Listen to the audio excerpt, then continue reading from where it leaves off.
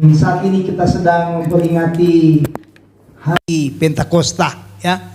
Hari bagaimana Roh Kudus dicurahkan dalam setiap kehidupan kita orang yang percaya kepada Tuhan, ya. Selama 10 malam kita sama-sama berdoa minta supaya dipenuhkan dengan Roh Kudus. Walaupun mungkin ya sudah dipenuhkan beberapa tahun, beberapa bulan ya yang sudah lewat, tapi kita terus rindu untuk dipenuhkan dengan Roh Kudus. Amin. Karena Roh Kudus itu sesuatu hal yang luar biasa buat kita orang yang percaya kepada Tuhan. Ya, sesuatu hal yang sangat-sangat saudara saya akui, saya bisa bertahan sampai detik ini di tengah-tengah pelayanan karena kekuatan dari Roh Kudus, saudara. Bukan karena saya, tapi saya percaya karena Roh Kudus memberikan saya kekuatan sampai detik ini. Sehingga tetap terus saya berseru minta supaya selalu dipenuhkan dengan Roh Kudus. Begitu juga kita yang ada di siang hari ini. Satu kerinduan kita, ya. Sekali lagi terima kasih buat Bapak dan Ibu Gembala, sidang jemaat juga. Terima kasih buat kesempatan bagi saya di pagi menjelang siang hari ini. Saudara mungkin ada beberapa yang belum kenal, ya. Saya Pendeta Stephen Waro, saudara, ya. Kami keluarga Waro Kandou, ya, kami berasal dari Manado, saudara, ya, suami istri dari Manado, ya, dan kami dikaruniai 2 orang putri, yang satu sudah kalau ada berkat lebih kepingin mau kuliah, saudara, karena tamat ini tahun dan kepingin mau kuliah, kalau Tuhan kehendaki, saudara, ya, dan yang kecil masih kelas 2 SD, saudara, mau naik kelas 3. Jadi cukup jauh jarak bedanya, ya, saudara. Kami melayani di perumahan Gria Permata, dekat dengan tempat ini, saudara, ya, samping hadap-hadapan dengan Medland, ya. Sudah cukup lama juga kami melayani di sana, ya, sekitar anak saya yang tua udah mau 18 tahun, saudara, ya, jadi sekitar gitulah. Dan boleh ada terus di bendang Tuhan sampai detik ini.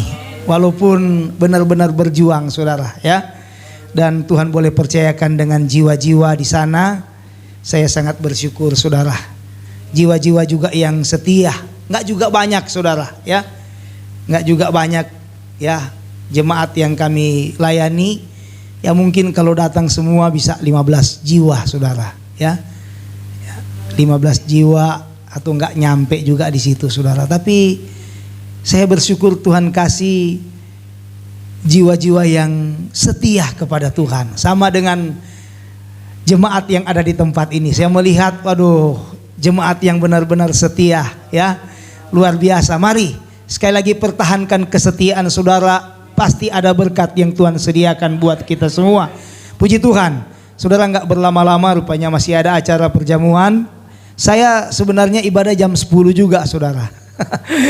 Saya udah iakan untuk melayani, saya baru ingat, wah ini hari perjamuan, saudara. Aduh, saya nggak enak, saya bilang ya udah, baru ini kali saya tunda, jadi akhirnya minggu kedua saya perjamuan kudus, saudara, ya. Karena saya udah iain sama Bapak Gembala, saudara, saya nggak enak, saudara, ya. Saya mau batalin, aduh, Tuhan tolong, ampuni saya, ya. Jadi akhirnya pagi menjelang siang hari ini saya boleh ada di tempat ini. Puji Tuhan. Kita akan lihat satu ayat dulu, saudara, di dalam 1 Raja-Raja pasal yang ke-18. 1 Raja-Raja pasal yang ke-18 ayatnya yang ke-38. Ya, ayat yang ke-38 dalam 1 Raja-Raja pasal 18. Kalau sudah dapat, mari kita baca bersama-sama ayat ini dalam hitungan yang ketiga. 1 Raja-Raja pasal yang ke-18 ayat yang ke-38. Kita baca bersama-sama. 1, 2, 3. Lalu turunlah api Tuhan menyambar habis korban bakaran, kayu api, batu dan tanah itu. Bahkan air yang dalam parit itu habis dijilatnya. Puji Tuhan. Terima kasih.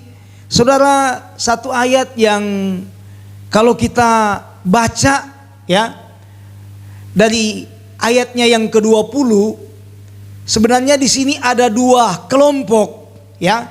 Selain Elia, ada juga nabi-nabi Baal, saudara, yang sama-sama membuat suatu mesbah.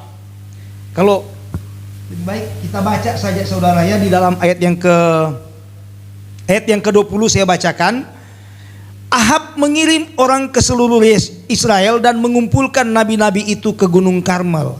Lalu Elia mendekati seluruh rakyat itu dan berkata, berapa lama lagi kamu berlaku timpang dan bercabang hati? Kalau Tuhan itu Allah, ikutlah dia, dan kalau Baal, ikutlah dia.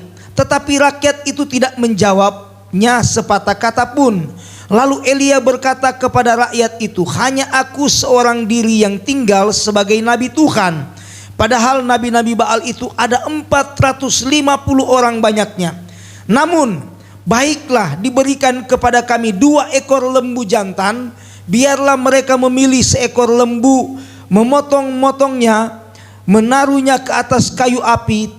Tetapi mereka tidak boleh menaruh api. Aku pun akan mengolah lembu yang seekor lagi, meletakkannya ke atas kayu api, dan juga tidak akan menaruh api. Kemudian biarlah kamu memanggil nama Allahmu, dan aku pun akan memanggil nama Tuhan. Maka Allah yang menjawab dengan api, dialah Allah seluruh rakyat. Dialah Allah seluruh rakyat menyahut, katanya, baiklah demikian. Sampai di situ pembacaan dulu, saudara. Saudara, kita melihat bagaimana orang-orang pada zaman Elia, mereka dikatakan dalam ayat yang ke-21, ya, berapa lama lagi kamu berlaku timpang dan bercabang hati, ya. Kalau Tuhan itu Allah, ikutlah dia, dan kalau Baal, ikutlah dia. Tetapi rakyat itu tidak menjawab sepatah kata pun. Jadi rakyat yang ada pada saat itu, mereka seolah-olah nggak peduli, nggak yakin dengan Tuhan yang kita sembah di siang hari ini. Amin. Mereka kayaknya acuh tak acuh dengan Tuhan yang ada, ya. Sehingga Elia katakan, kamu mau menyembah kepada Tuhan yang benar atau kepada Baal? Tapi dalam ayat ini nggak ada jawaban yang pasti dari rakyat yang ada, saudara. Sehingga Elia dia katakan, kalau begitu kumpulkan nabi-nabi Baal, ya, kumpulkan nabi-nabi Baal, dan mereka mengambil lembu dan membuat korban, saudara. Ketika mereka melakukan itu, Elia katakan, udah itu di atas, ketika di atas mesbah, jangan ditaruh minyak, jangan dipasangin api, saudara. Biar Tuhannya Nabi Baal yang menjawab, ya, atau Tuhannya Elia yang menjawab, saudara. Dan akhirnya terjadilah kesepakatan dari kedua belah pihak ini, ya, disetujui. Nabi Baal juga melakukan hal yang sama yang dikatakan oleh Elia, begitu juga dengan Elia. Dan saudara perhatikan, ketika Nabi Baal mereka bikin suatu korban, dan di ayat yang ke-25, kemudian Elia berkata kepada nabi-nabi Baal itu, pilihlah seekor lembu dan olahlah itu dahulu, karena kamu ini banyak. Sesudah itu panggillah mana Allahmu, tetapi kamu tidak boleh menaruh api, saudara. Kita melihat satu hal yang sangat luar biasa. Elia tawarkan, ya udah, kalau begitu kamu ambil domba dan kasih itu di atas korban, tapi jangan dibakar. Saudara, dan perhatikan ayat-ayat berikutnya, bagaimana ketika mereka berdoa, ketika mereka berseru-seru, berjingkak-jingkak, dikatakan dalam firman Tuhan, ya. Hampir seharian mereka melakukan, tapi tidak ada jawaban dari Nabi Baal, dari Allah yang tidak hidup, Allah yang mati, nggak menjawab mereka, saudara. Tetapi kalau kita lihat di ayat yang kita sudah baca tadi, di dalam ayat yang ke-38 dikatakan, lalu turunlah api Tuhan kepada mezbah yang dibuat oleh Elia, saudara. Ada dua kelompok yang membuat mezbah, tapi yang satu tidak terjadi apa-apa, malahan hal-hal yang fatal mereka lakukan. Dikatakan mereka menore-nore badan mereka, ya, karena tidak ada jawaban dari Tuhan yang mereka sembah, Tuhan yang mereka minta untuk minta pertolongan. Tapi Elia ketika dia berseru, ketika dia berdoa, dikatakan dalam ayat yang ke-38, lalu turunlah api, saudara. Saudara, selamat 10 malam kita sama-sama berseru dan berdoa kepada Tuhan supaya kita dipenuhkan dengan Roh Kudus. Amin. Supaya kita dipenuhkan dengan Roh Kudus. Saudara, saya katakan kenapa Roh Kudus itu penting bagi kita. Dalam Kisah Rasul pasal yang pertama ayat yang ke-8 dikatakan, kamu akan, jangan saya salah, tapi saya kepingin baca, saudara. Kisah 1 ayat 8, tetapi kamu akan menerima kuasa kalau Roh Kudus turun ke atas kamu. Amin. Tetapi kamu akan menerima kuasa. Kuasa itu kita nggak akan peroleh, saudara, kalau nggak ada Roh Kudus dalam hidup kita. Amin. Sehingga firman Tuhan ini, karena ada orang yang salah, saudara, minta ingin supaya ada kuasa, tapi nggak ada Roh Kudus dalam hidupnya.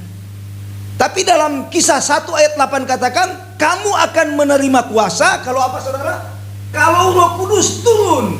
Kalau Roh Kudus memenuhi kita, kita akan mendapatkan kuasa. Ya, kuasa di sini, saudara, bukan kuasa yang sembarangan, saudara. Ya, tetapi dalam terjemahan lain, saudara, kuasa di sini kuasa yang sangat powerful, saudara. Kuasa yang sangat luar biasa, yang tidak ada tandingannya, saudara. Ini yang akan diberikan oleh Tuhan. Ini yang akan diberikan ketika Roh Kudus memenuhi saya dan saudara. Dan saudara, saya kaitkan dengan tadi di 1 Raja-Raja pasal yang ke-18. Bagaimana ketika Elia, ketika dia berseru, ketika dia berdoa, api turun menyambar apa yang dia lakukan, saudara.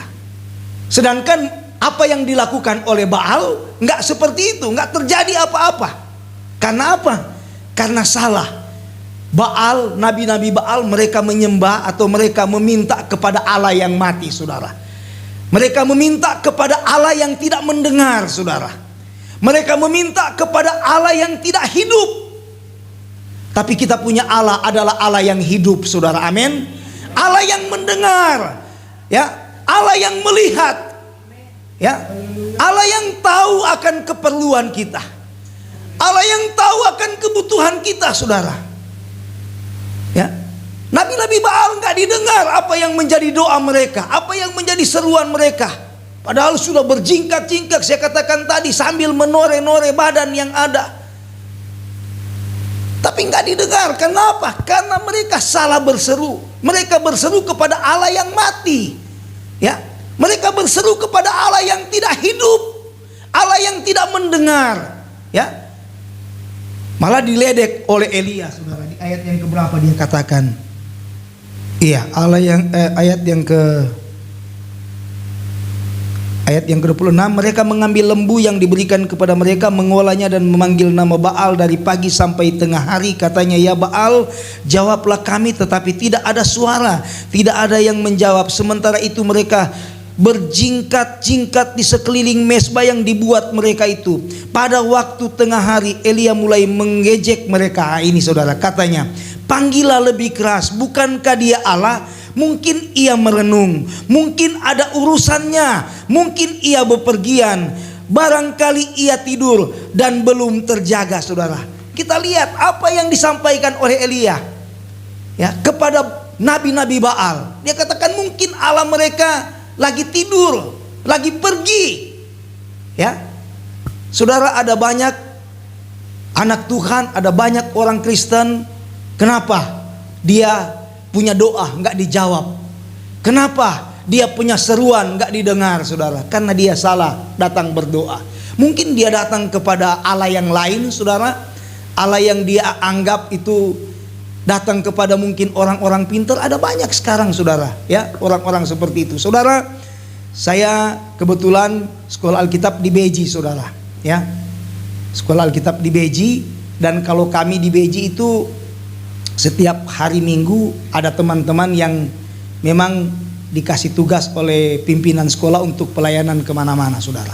Ya, dan ada teman-teman saya, mereka pelayanan ke Gunung Kawi, daerah Gunung Kawi, saudara. Karena di daerah Gunung Kawi ada juga gereja, ada GPDI juga di sana, saudara. Ya, saudara, ketika mereka pulang, mereka bercerita bahwa mereka sempat main ke tempat itu, ke Gunung Kawi itu, saudara. Ya, dan di Gunung Kawi itu, saudara, mereka lihat mobilnya bukan mobil-mobil jelek, saudara, tetapi mobil-mobil Mercy, ya, pokoknya mobil-mobil mewah. Dan platnya banyak kan plat Jakarta, saudara, yang datang ke sana. Ya, yang datang ke sana cuma mau minta sesuatu, saudara. Ya, padahal itu sama seperti yang dilakukan oleh nabi-nabi Baal. Pasti nggak akan didengar, saudara. Kalaupun akan didengar, mungkin akan minta tumbal, saudara. Ya, akan minta tumbal. Tapi kita mau lihat, saudara. Sebab itu sekali lagi, mari jangan kita datang kepada Allah yang salah ketika kita berdoa. Amin. Ketika kita dalam keadaan tidak berdaya, jangan kita datang kepada mungkin orang-orang pintar, kepada dukun atau kepada siapa saja. Ya, tapi kita mau datang kepada Allah yang benar seperti yang dilakukan oleh Elia. Amin. Kita sudah tahu kita punya Allah hidup, ngapain kita mau datang kepada Allah yang gak bisa mendengar? Amin. Kita sudah tahu kita punya Allah yang mendengar, Allah yang melihat. Kita mau datang kepada Allah yang tidak melihat, Allah yang tidak mendengar. Itu kan kacau, saudara. Ya, itu kan gak benar, saudara. Tapi ada banyak orang percaya yang seperti itu hari-hari ini, karena mungkin sudah terlalu lama, ya, dengan pergumulan, dengan masalah, dengan persoalan. Akhirnya saya coba cari alternatif yang lain, saudara. Padahal itu akan lebih rusak lagi, saudara. Saudara, kita tinggalkan nabi-nabi Baal. Dan kita lihat, saya katakan ayat yang ke-38, lalu turunlah api Tuhan menyambar habis korban bakaran yang dibuat oleh Elia. Kenapa? Ya, selain saudara Elia dia berdoa kepada Allah yang benar, selain dia berdoa kepada Allah yang penuh kuasa, Allah yang mendengar, Allah yang melihat, Allah yang tahu setiap kebutuhan keperluan. Saudara perhatikan di ayat, dari ayat yang ke-30 dikatakan begini, kata Elia kepada seluruh rakyat itu, datanglah dekat kepadaku, maka mendekatlah seluruh rakyat kepadaku, maka mendekatlah seluruh rakyat itu kepadanya, lalu ia memperbaiki mezbah Tuhan yang diruntuhkan itu. Saudara, apa yang dilakukan oleh Elia? Yang pertama, saudara, dia memperbaiki mezbah Tuhan yang sudah diruntuhkan. Amin.